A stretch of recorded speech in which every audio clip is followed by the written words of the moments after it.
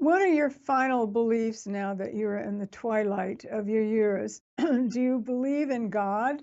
You refer to God often as she. And what is God? And do you believe that Jesus is the Son of God? Well, I do. I absolutely believe Jesus is the Son of God, and I believe he's my big brother.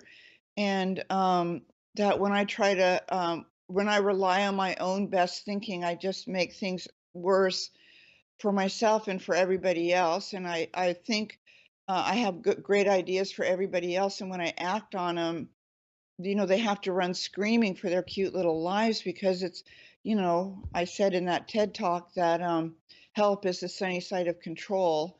And I even do that with myself. And I'm a Sunday school teacher. I teach little kids that God is love and love is God, and that this is a come as you are gathering, and you are loved and delighted in as is, which my parents forgot to mention when I was a child.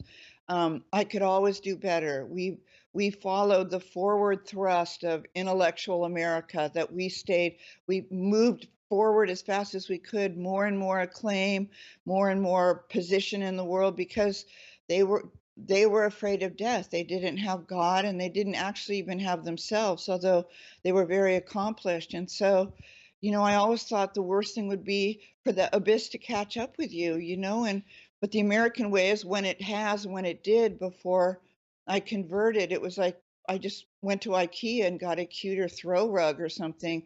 And now when I fall in the abyss, I just ask God to come sit with me, whether he or she is wearing socks or not that day, is Jesus, or, you know, the great universal spirit, Gus. And sometimes God is in the form of my grandchild or the cat, or sometimes God arrives in the form of I got a text this morning from a girlfriend. I'd written to her and I said, I'm just toxic with publication. All I can think of is trying to get more and more people to buy my book and have this and that, da, da, da. And she just texted me some scripture that said, nothing out there is going to fill you up in any lasting way, only God.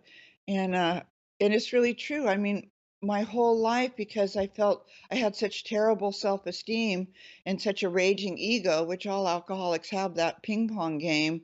I could feel these Swiss cheese holes in my soul, and I just tried to fill them up with rankings, and with attention, and with better numbers and better everything. And when you stuff anything into the God-shaped hole besides God, it makes the holes bigger and bigger.